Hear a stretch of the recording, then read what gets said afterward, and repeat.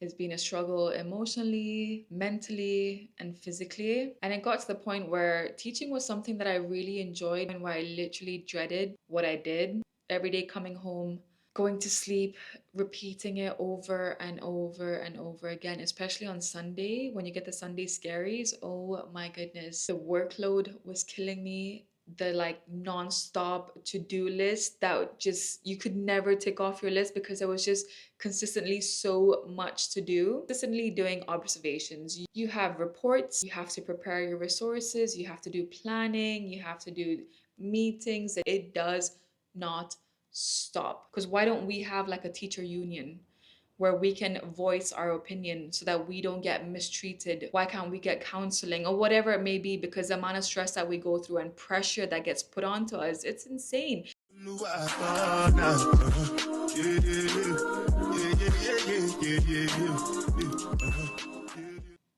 Hello guys, and welcome back to my YouTube channel. Well, not really back. This is like my first video since I don't even know how many years. A whole pandemic happened.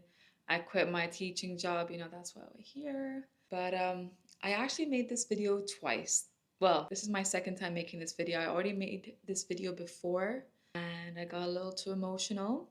So I had to delete it, because I feel like I was in a very vulnerable place and it wasn't the right time to make the video. Let's just put it that way. This is why it's taken so long to make this video. This video was supposed to be made like 6 months ago. Can you believe it's been 6 months since I've left my teaching job? 6 months, that's insane. Let's just say I couldn't be happier because life is beautiful. So before I get started, my name is Andrea and I have been a teacher for over 10 years, literally 10 years. And yeah, today I'm going to talk about why I quit my teaching career. I feel like I have so much to say. So, let's get started because yeah, right now I'm in a better place. I'm not vulnerable. I feel like my mind is clear. Like I'm just in a better space. So yeah, I'm basically going to share why I left my teaching job, which is something really personal and deep to me because it affected me mentally in a really bad way, which I never thought anything would be able to because I feel like I've been through a lot of shit in my life. So the fact that a job made me feel this way is kind of crazy. And I'm sure there's many other teachers out there that are probably experiencing the same thing. So I thought, let me share my experience and, maybe it can resonate with you. And for most of that time, I truly loved and enjoyed what I did. Apart from the past 3 years, I feel like that was the hardest time being a teacher. Like literally, it's been a struggle emotionally, mentally, and physically. Teaching was something that I really enjoyed, but it got to the point where I literally dreaded what I did. Every day coming home, going to sleep, repeating it over and over and over again, especially on Sunday when you get the Sunday scaries. Oh my goodness. And that anxiety of just like, you have to do this all over again. This is why when people are like, oh my God, you're a teacher, you should be so happy because you get holidays. No, we should not be happy because we get holidays. We need those holidays to mentally switch off and just zen. Literally, it is so overwhelming being a teacher. It's not only about the kids, there is so much more to it. And the workload was killing me. The like non-stop to-do list that just you could never tick off your list because there was just consistently so much to do. Consistently doing observations. You have reports, you have to prepare your resources, you have to do planning, you have to do meetings. Ever since I left teaching, I feel like I forgot so much, but there is just non-stop paperwork that you just cannot always keep on top of. It does not stop. So even when you go home and you think that, okay, you know what, I'm going to switch off. No, you cannot switch off. You have to come home and do work, which was insane because it's just like, how do you have so much to do? It got to the point where I used to just really get overwhelmed. I mean, this is honestly just talking off of my own experience. Some people are really good at coming home and like switching their brains off completely. I could never come home and just switch my brains off completely because I felt like when things are not completed, it's just like playing on your mind consistently and you're just like, I don't know what the next day holds. Every day is a different day. You are going to be hit with so many things. And what's crazy is that teachers that worked with me in like my previous schools understand the struggle, because I feel like if we didn't have each other, honestly, it would be so tough. But because we had each other and we pushed through, thank God, everybody that I worked with was really nice. I mean, there are a few people here and there. You always have to have the Karens here and there that always want to be better than people. But anyways, I'm not gonna get into that. That is what you want to do, so you do your thing. That's the point where I felt like I was just losing who I was as a person. I feel like I just never had time for myself. I used to come home and I used to just go to sleep, to be honest. I used to take a nap because I was so exhausted from the day. Used to come home, take a nap, wake up, eat, do work if there was work to do, and go back to sleep. That was my life. I was turning to food for comfort. I was the heaviest I've ever been. I'm just like, how did I even let myself get to that? But I feel like when you're, I don't know, looking for comfort and then you just have the excuse of like, oh yeah, I'm going to feel better if I just eat this burger, or I don't know, a comfort thing more than anything else, because I am an emotional eater. I will eat my way through my emotions, which is so bad. Also, like being in a really toxic environment in your workplace, like you can deal with work, right? You can deal with workload, but when you have a workload on top of that, you are in a toxic environment, you are consistently on the go. And I literally felt like I was in survival mode for pretty much those 3 years. I feel like there was so many changes as well in the places that I was at, where there was no consistency. It's like, okay, let's do this. And then someone comes and like, oh no, no, no, let's do something different. And it was never like proper guidelines of what needed to be done. It was more of trial and error. And we were basically like the lab rats that were the trial and error. Like, you look right, you look left. All the teachers are literally burnt out. Everybody looked so tired, exhausted, and teachers were consistently getting sick.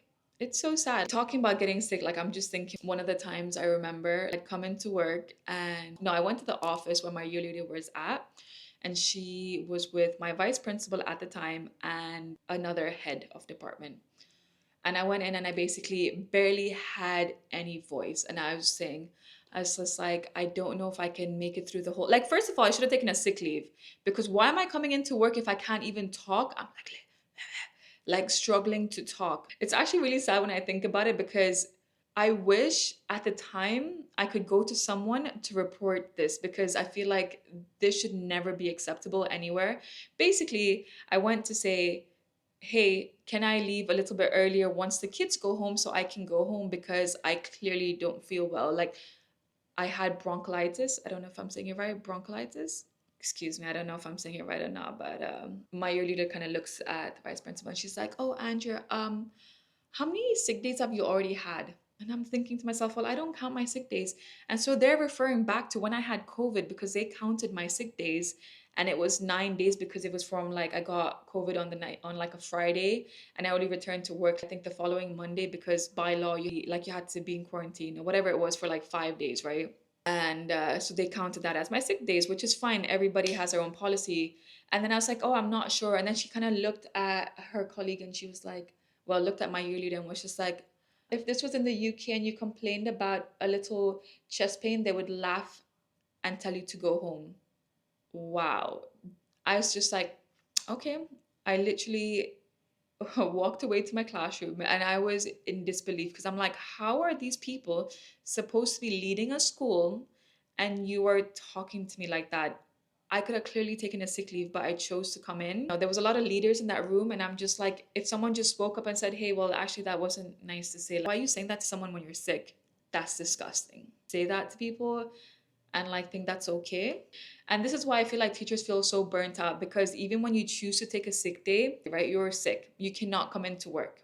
You have to call in the morning. You have to call, you don't send an email, you call your principal to say, hey, I'm not feeling well, I'm sick. And you can only call it like a certain time in the morning. And then you have to find cover. Please tell me, what is your job role? And they all like sit in an office and they all laugh to each other. I'm talking about management. They all are cozied up, sitting together, always ordering food, you know, having a jolly good time. For almost 1 year of teaching, we barely saw our year leader, because she didn't know how to be a year leader.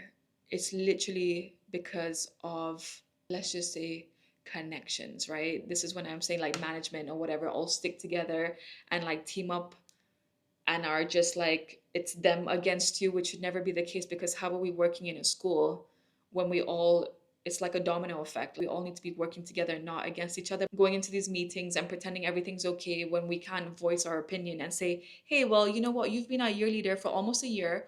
Why haven't you had one face to face meeting with us? Apart from introduction when you first came to the school because you were new.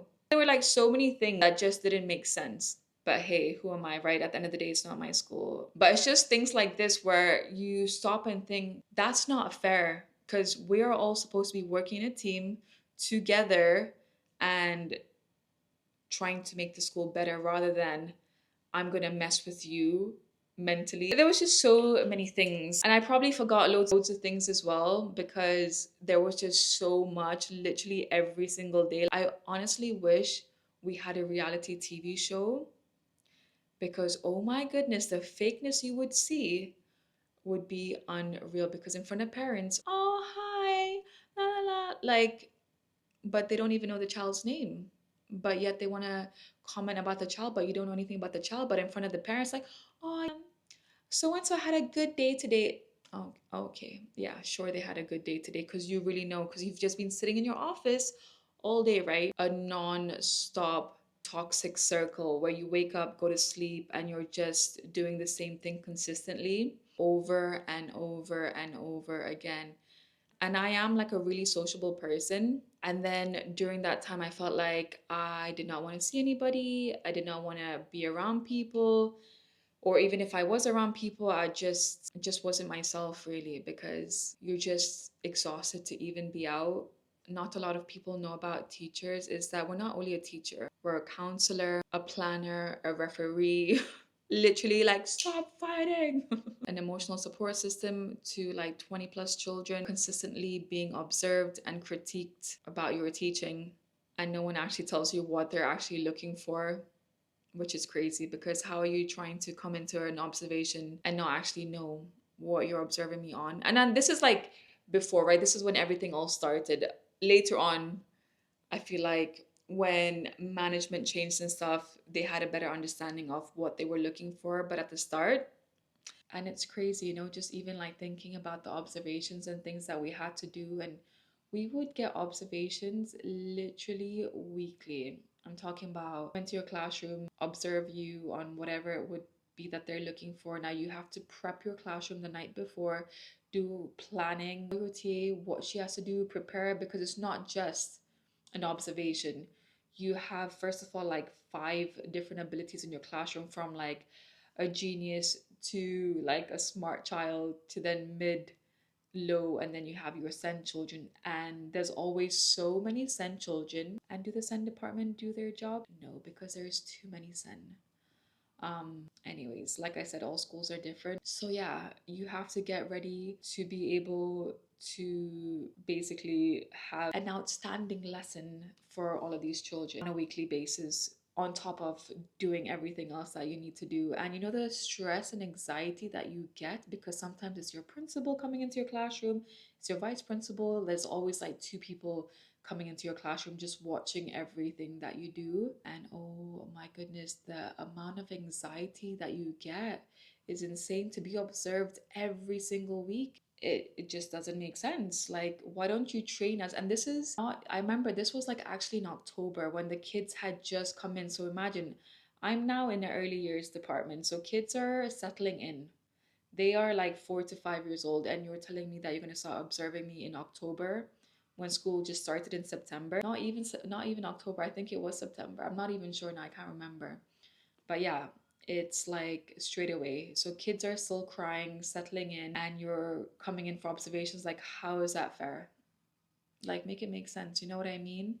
Or why not have training to train your teachers what you want and what the expectations are before coming to observe them? Because once teachers know what they are supposed to do, it's so much easier, rather than you're running to different teachers' classroom like, oh well, what do you think it is, or what do you think we should do, because no, there's no guidelines.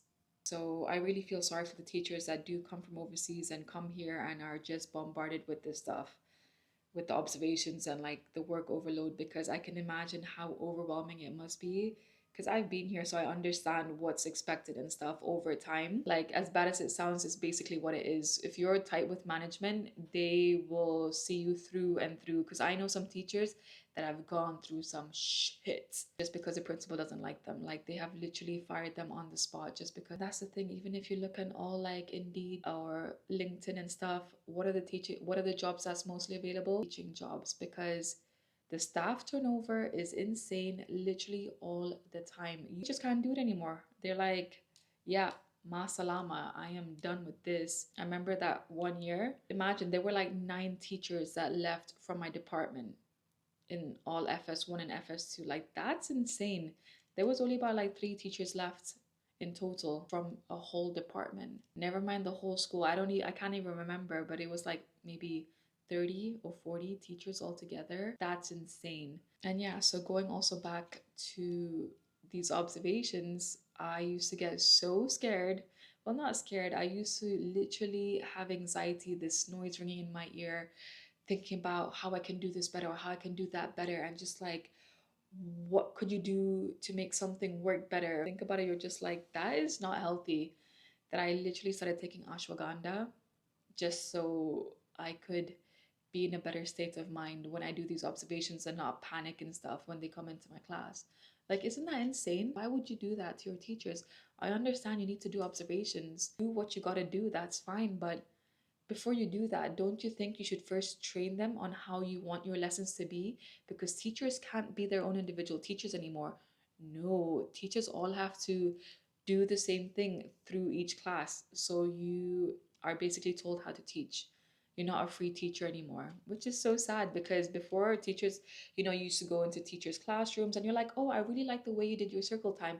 I would actually like to use that song or use whatever you did. No, now everything is like clockwork. At this time you do this, at this time you do that, and everybody has to do the same thing. Like, everything has to all be aligned. I'm so glad that I do not need to put up with any of that anymore. But in my last school, actually, they didn't have a Scooby. I do not even know how they are still a school, because their observations and what their expectations are from children is absolutely ridiculous. But hey, who am I to judge? I was just a teacher. And on top of all of that, the paperwork is just non-stop. And it's not even observations on just us, right? It's observations also on the children. You have to observe children a few times a week, and you have a minimum of like 20 children in your classroom. So having to do observations consistently on them nonstop, with your schedule back to back, with basically like no free lessons in between. Like, yeah, you have Arabic for maybe like 30 minutes. By the time you drop your kids to Arabic and come back, your time's gone. I felt like no matter how much you try, it was never enough. Never. When did I realize it was time for me to say goodbye? Was when I just started realizing that I was losing myself. I felt like my job had literally taken over my life. I started gaining a lot of weight. My energy was literally non-existent. I started getting this ringing noise in my ear, kind of like a buzzing sound in my ear. I didn't think much of it because I'm just like, what is this? Like, I didn't even Google it because I didn't want to Google it. Just went on with life. And I didn't realize that it was a sign of stress. As time went on, it started getting louder and louder, which then I started getting more scared about, because it started like going into my other ear as well. And I was like, oh my God, this isn't normal. What's going on? See a doctor, and then the doctor told me like, oh, there could be a possibility that you are losing your hearing, or it could be due to stress. So I had to go for a whole hearing test and everything. Anyways, got that done. But before this, I was freaking out because I'm like, oh my goodness, am I actually losing my hearing? Because I always thought, I'm just like, I have good hearing. So that really freaked me out. And then, anyways, went to go get my ears tested, and thank God I have perfect hearing. So he just said that I basically need to go for some hearing therapy and stuff, which I was just like, no, I just need to focus on myself and reduce stress. Because they always tell you, oh yeah, you need to reduce your stress. It's like, okay, well then teach me how. And then maybe a few weeks later, I had my first panic attack, which was insane. I feel like to experience a panic attack is one of the scariest things, in a sense of, well, I felt like at the time I had no control over my body. And actually at the time I thought I was allergic to, because I ate like a dried apricot. So I ate it. I'm not allergic. I ate it, and then all of a sudden I felt like I just couldn't breathe because it happened from nowhere. I ate this apricot, and then all of a sudden I felt like I could not breathe anymore. I'm like, like I started wheezing, and I was freaking out. But I'm like, okay, maybe it's an allergy. So I quickly went, got an antihistamine, took that, and I guess like from breathing that much, I kind of just passed out, like sleeping. Didn't think much of it. Went into work the next day and I was telling the teachers, and then one of the teachers was like, I think you had a panic attack. That sounds like a panic attack. I'm like, what? I'm like, no, can't be. So I was just like, I was in denial, right? So I went home and I was like, I have to try another apricot again. Ate the apricot and I was fine. And I was just like, what? This is so weird. So yeah, that was the first panic attack. And then actually last year, for the very first time, I had a panic attack on the plane. Now, this is what really scared me because I honestly thought I was going to. Again, I was on the plane. I had the most amazing trip in Bali. I was actually on the way to Thailand, and on the plane, I was talking about something, and then all of a sudden, like I was talking to Mikhail, and then all of a sudden, I felt like I couldn't breathe. I was trying to swallow, I could not swallow. I didn't want to get much attention to me, but he looked at me and he's just like, "Are you okay?" And I just shook my head, and he's like, "Do you need anything?" And I'm just like, because I'm just trying to focus on my breathing. I'm like, get me water. He gets me water, and then I just start sipping on the water, and that's how I was able to swallow because I was trying to pop my ear. My ear was hurting me, and I'm just like, oh my goodness. Even talking about it right now, I feel like, oh, that was crazy. Because I was sitting by the window, I looked down, and I'm like, oh my God, I am all the way up in the air. I don't know if I'm going to be able to make it down. Literally, the thoughts going through my head, and I'm breathing really heavily. I look at my Fitbit's going up, and I'm like freaking out. And I'm like, okay, I have 1.5 hours left on this plane, and I just literally kept sipping water. It was insane. At the time, I did not know it was a panic attack. I had no idea what it was. And then when I got off the plane, Mikhail was just like, you had a panic attack. And I was just like, what? Because I could not wait to get out of the plane. I have never been so scared to fly in my life, and that literally traumatized me. I was so scared to fly after that, and I'm like thinking, oh my goodness, how am I gonna get on a plane again? Like it was so scary. Anyways, I wouldn't say I came over my fear, but I feel like I took ashwagandha to fly again, and I was ready because I read all about it, and I was ready. Like I was mentally prepared. When that did happen, I did my due diligence, and I was just like, I have to read because if this happens to me, I need to like mentally be prepared because that shit is scary. Like it is so scary. Like I would not wish that upon anyone. And my final straw was, so yeah, last year I actually started working in a new school. So I switched schools last year, hoping that, the new environment, new curriculum, everything was kind of new. So I was just like, okay, this would be a better place. Boy, was I wrong. Boy, was I wrong. Oh my God. I only landed in a worse place, literally. That was like the cherry on the cake for me. But this new place, like, I don't even want to go into much detail, but just to show you how toxic management is, when I got there, they were all so lovely and nice. And I was just like, okay, but I already heard about the school and I heard some really bad things about this school. And I'm thinking to myself, it can't be that bad. Like, I already came from bad. Like, it cannot get any badder. Like, how bad could it be? But this school, I don't know. There was just like when you feel like you can't even breathe because you are literally in meetings back to back.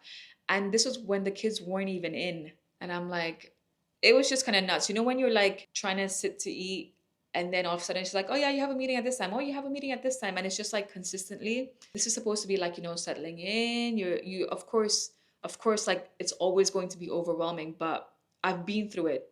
But this is like beyond that. Again, it's just like I started from scratch, like I was in my previous school. So it's like I was starting all over again where they didn't know what they were doing, but they were just doing things to try to like hope for the best kind of thing. Like, let's just sail along this boat and hope for the best. Because first of all, they didn't give me time to set up my class. I was staying back every day to set up my class. Okay. When the parents were supposed to come in for like an introduction, did I have any things in my class? Did I have resources? No. Why? Because the resource room is only open for a certain amount of time. But as a new teacher, shouldn't you be given resources? So I'm like, am I expected to buy things? And I had resources from my previous class anyway. I had loads of stuff. But it was bad because it got to the point where like the parents were coming in and a mom even asked me, she's like, oh, do you need me to bring some toys for your classroom? Because there's nothing here. And I'm just like, oh no, by Monday we'll have stuff ready. So yeah, that was embarrassing to the school. There was just a lot happening. And then every day when I left school, I would talk to my mom. And then as days went on, my mom was just like, Andrea, are you okay? You seem sad. And I was just like, you know what? Actually, no, I'm not okay. And then she kind of just told me, she's like, Andrea, you do not need to be in a place where you're not happy. You don't need to work in a place where you're not happy. And she kind of just told me, she's just like, put yourself first because you only have one life. Your health is more important than any job, which is so true because can anyone pay to stop these panic attacks? I mean, okay, I only had two panic attacks, thank God. I had to give 1 month notice. So before I even made up my mind, I went home that weekend and I was thinking about it. And all I kept thinking about was, I first of all hate leaving kids midway. Why are you putting yourself through this? You're okay. I'm not in a financial place where, that I was struggling with money or anything. I really thought about like, oh yeah, you know what? Let me just quit my job because because I've been working literally my whole life. Ever since I started working, my CV has been back to back. Like if I stopped working today, I was in a different place on Monday. My CV is stacked. I have no gaps in between. Like never even took like a month off or whatever. None of that. I was never in a good financial place. So when I thought about it, I was just like, so it kind of like messed with my brain, like, thinking over the weekend. I was just like, this is so weird. Like, I can't imagine not working because it's something that I've done for as long as I remember. What am I going to do about money? Then I'm like, I'm okay financially. I don't need to worry about money. So then it's just like, I just have to think, do I want to stay in this toxic environment or do I want to leave and prioritize myself? And that was like a no-brainer. You know, when you say it like this, when you put all the pros and cons on the table, you're just like, yeah, you know what you want. Like it's clear as day. Yes, I need to focus on myself, focus on my mental health and resign. So that Monday I went into work. I had written up my resignation. Sorry, my leg's getting numb. And I resigned. And the next morning, I got called into the HR's office. No, before I even get called into the HR's office, what do I get sent an email? Andrea, I am so disappointed in your decision. And not only that, so even when I resigned, I didn't make it about their school. I made it more about myself and my mental health and my well being. And they kind of told me, take a day to think about it and stuff. And I was just like, okay, sure. I came back the next day and I said, no, I've made up my mind. And they had the audacity to tell me, so what are you going to do about money? I said, well, everything's not about money. I need to prioritize my mental health. So even when I resigned, imagine my principal never even came into my classroom to ask me, am I okay? Nothing. Just to show you, these people don't care about you. And I'm not saying that all schools are like this, and I'm because I have worked in amazing places where my manager is still today my friend. Like I have worked in some amazing places, and it's actually insane what good management can do because I feel like when you have good management, you'll always go above and beyond than what you're even expected. But when you are in these toxic places where people are consistently just like on your shoulder watching you and stuff like that, it's actually nuts. Because like I said, this manager never even once came to check up on me, see if I was okay. Only when they had sent me this exit questionnaire, I was honest and I wrote a few things what I thought about the school. Did she come into my classroom? No, I got a long email from the vice principal that night. And then the next day, the principal comes into my classroom and is like, Andrea, did you read that email? And I was like, oh, I don't know what email you're talking about. Of course, I read the email. And then she's like, I would like to have a meeting with you today with the HR. So I was like, okay, cool. We have a meeting and stuff. And she's just like, why did you write that in the exit questionnaire? And I was just like, well, I was being honest and I was just writing about how I felt. And she's just like, well, that's not why you resigned. I was like, no, it's not why I resigned. I said, but it would have been nice if you came into my classroom or even checked up on me, especially if I'm telling you that I was mental health and well-being. And she didn't know what to say. And yeah, that was pretty much it. And honestly, after leaving teaching, it's been the craziest journey ever because I feel like once I left, I was in complete denial of like, wow, I literally left my teaching job. And then in my head, I'm like, am I gonna go back to teaching again? Because first in my head, I was thinking, I'm like, maybe I just need a break. But I feel like I was so traumatized, overwhelmed, like mentally exhausted, burnt out, like insane, where I'm just like, I honestly can't put myself in another place where I allow somebody to mess with my mental health. Like, I was just like, I cannot do that to myself because how am I 31 years old allowing people to make me feel like that? Like, you're not paying me my salary. It's the person who owns the school. So why do you feel the need that you can talk to me however you want and you can do whatever you want? Like, I'm sorry, what? You are also working for the same person who is paying you your salary. And this is what blows my mind because it's just like people work so hard, right? Like we as teachers or whatever it is that you're doing, we work so hard to build somebody's reputation, like whether it's a company, whether whatever it is. And when that person, well, we're not even dealing with that person, right? Because we're dealing with the people under them. So even when those people like talk to you in a certain way, it's just like, is that how you would like to be spoken to? No, I don't think so. So why do you feel like it's okay to talk to teachers in a certain way? I remember even when like people used to come into our classroom to observe us and like see what we're doing in the classroom, like we're literally taught how to fake, to put on a good show in the classroom. Like this is what they tell us, how to put on a good show. So if people come into your classroom, that you can put on a good show. That's what we're learning. And I hear other teachers talking, like, don't get me wrong, there's some teachers that are so happy because they're in such a good work environment, like they're surrounded by good people, good management, and like they're happy, right? Which is amazing. But then you have other teachers who are like still complaining about like, yeah, you know what, it's still the same every school you go to, just same shit, different school kind of thing. And it's sad because at the end of the day, we're here for the children, you know? And it's just like, as teachers, we don't have anyone that we can complain to. Because why don't we have like a teacher union where we can voice our opinion so that we don't get mistreated? Why can't we get counseling or whatever it may be? Because the amount of stress that we go through and pressure that gets put onto us, it's insane. And not only that, they expect you to have certain degrees. Like I just completed my PGCE in 2023, did my bachelor's, did my cash level 3. Like I have been consistently studying for the past, I don't know, since before COVID, because everywhere you go, they're like, oh, we're looking for this degree, or we're looking for that degree. They don't care about your experience. They want you to be qualified. So if you're looking for qualified teachers, why are you, like, you hired me because you obviously saw potential, or was it just to cover a space?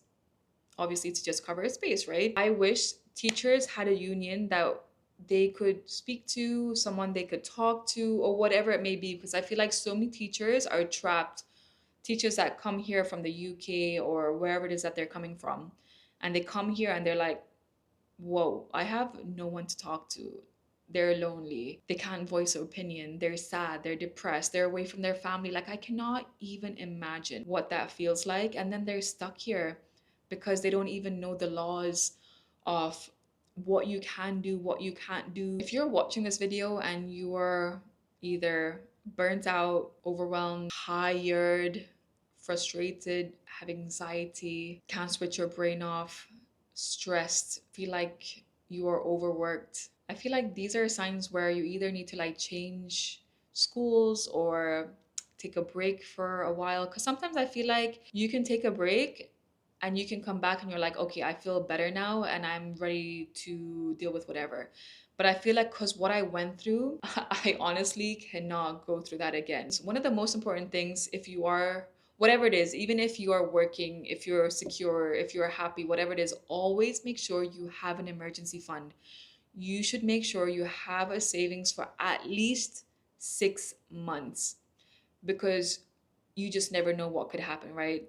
Never know what could happen. So always make sure that you have 6 months saved. Rent, if you need a visa, food, groceries, necessities, whatever it is, and live below your means. Because I feel like teachers come out here, or teachers that I hear want to live this really lavish life, and you can go for expensive brunches, you can do all of that stuff. I mean, everybody has their own purpose in life. And the reason I feel like I stayed and pushed it through for this long is because I bought a house in 2022, and because I had to like make payments towards this house, I was kind of stuck in making these payments. This is why I actually did stick it through for that amount of time, because in my head I'm like I'm in a bad place financially because I'm paying for rent, I'm paying for this property, and I'm trying to, survive on a day-to-day basis, and I'm also paying for education. It was just so much. So at that time, I was like not in a financial position to even think about going. But over the years, since then to now, I have been like, I was really wise with my money. Do what you have to do. But if you're here to save money, or whatever it is, keep that in mind. Like, be mindful because things are getting expensive here. Based on what you want to do, I always feel like it's good to have a good financial strategy, because I feel like if I didn't have one, I would not be where I am today. And because of that, I feel like I was able to just quit my job because I did have my emergency fund, regardless to my savings. This is not even like my emergency fund. Like, I had my emergency fund saved. So I wasn't even thinking about like touching my savings or anything, because I'm like, okay, I'm okay for 6 months. Maybe I just need a break. So this is why it was like a no-brainer to me financially. So if you are planning to leave, you have to make sure you're secured financially. Especially if you want to live here, you have to be in a good financial place to be able to pay your rent, eat food, survive, because we all know it's getting tough out here and inflation is real. I feel like actually COVID was my biggest lesson. When COVID happened, did I have any savings in my account? Nada, zero. Like, I had nothing in my account, no emergency fund, nothing. So that was this very crazy time. And also, my company didn't pay me a salary. That was my biggest wake up call, actually, because I was out here living life. I was traveling. I was, doing the most, living paycheck to paycheck. Since COVID happened, that was the biggest wake up call for me. And that's when I actually was like, okay, what am I doing with my life? Like, I have to sit myself down and I need to make a plan and figure out what is my goals financially. So, yeah, that's when I decided to make a strategy. And this is when I thought buying a house is what I wanted to do at the time. So that is what I did. And it was a good lesson because I feel like if I didn't buy the house, maybe I wouldn't have been so strict with money. I felt like I was broke, literally. It was actually insane because I feel like I received my salary. And at the time, I wasn't even making that much money, to be honest, because I remember I had just gotten into a school and I didn't have my degree or anything. And based on your degrees, is that's how they pay you and stuff. But I was so determined to make it work, and that's what I did. So I was able to save. I'm gonna say it was rainbows and butterflies. I would wake up literally thinking, what the am I gonna do with my life? Like, what is my plan? Like, I've always done content creation, not always, but I've done it for years, and I kind of just stopped it because it got to the point where it was too much for me. Like I said, I feel like I had no life at the time. And I was just like, okay, I'm gonna do whatever I can. I feel like I wanted to do so many things, right? As soon as I left my job, a modeling thing had come up. Then right after that, like, I got a thing for like my content creation. I feel like it was all just like small signs to things. And I was like, wow, this is amazing. And every day for like maybe about like 3 months or 2 months, I had an amazing morning routine where I would wake up. Just first of all, just waking up and sitting on the balcony was like the biggest thing for me. I would wake up and sit on the balcony and be like, wow, I am not at work right now. I'm here on the balcony meditating. This is beautiful. That was actually amazing. But I used to be so strict with myself with just having a really strict routine, because I feel like if I could do it for school, why am I not doing it for myself? And I never had that time in between. Like, I was just waking up doing that consistently because I was scared, like, oh, when's my next paycheck going to be? Like, when am I next going to get money? Because the thing is, with when you're making content for brands and stuff, they never pay you on the same day. Like, it is very rare where companies actually pay you on the same day. So yeah, and I can proudly say till date I have not touched my emergency fund nor my savings account, which is insane. But that's all because of determination, dedication, and just believing in myself more than anything else. Like my mom believed in me, Mikhail believed in me, like my best friend believed in me. Like I had a great supportive system all around. Like honestly, having that support system has been the best thing ever. Like I cannot thank them enough because without them, I don't even know. It's crazy. 6 months later, here I am, sat on my living room floor. And guys, also another thing, when I told you I was saving money, I used to live in a studio. Okay, I lived in a studio at the time because I was getting money for my school. So that money from my school, half of it was going into the studio because I'm like, why am I gonna take all the money that they give me just to live in a one bedroom? Because like I said, I had a financial plan. And at that time, that was the best financial decision to do. Although at the time, my car was basically eating my money up, was just like breaking down every second week, which was insane. So the fact that I am now in a two-bedroom apartment, I bought a new car, cash up front. I am happier than I've ever been, and I am actually building a name for myself. Like I am not working for anybody. I am literally building a name for myself, which is insane. And if you're not already following my food page, it's I'll put it up here. It's Eat with Andrea underscore. And I've also got to travel and stay at nice hotels due to content creation. So if you love creating content, this is your sign that you could be traveling the world, making content, eating food, and being a free spirit. Sometimes I'm just like, wow, I can't believe this is my life. If you told me a year ago, Andrea, you're going to be working for yourself, building a name for yourself, I would have been like, nah, there's no way. And if you don't believe in yourself, you will never succeed because you have to truly be delusional. You know, when people say you have to be delusional, you truly have to be so delusional into believing that you are going to be the best at whatever it is. And it's always going to be a trial and error, right? There's always going to be people better than you doing more. But the way I look at it is always inspiration. Like I am surrounded by amazing people as well. Like all my friends are amazing, all go-getters, all like hustling and doing their own thing. And at the end of the day, what really matters is your well-being, your happiness, doing what you want to do. So always remember to put yourself first. And I know it might be scary because like I said, when I first left, I'm like, oh my God, no checks, not gotten a consistent salary. When you think about it, you're like, wow, you did not get a salary for 6 months. And that also kind of messes with your brain because you're so used to getting a paycheck at the end of every month. And the fact that you don't get a paycheck anymore, you're like, but when's the next time you're gonna get paid? You know?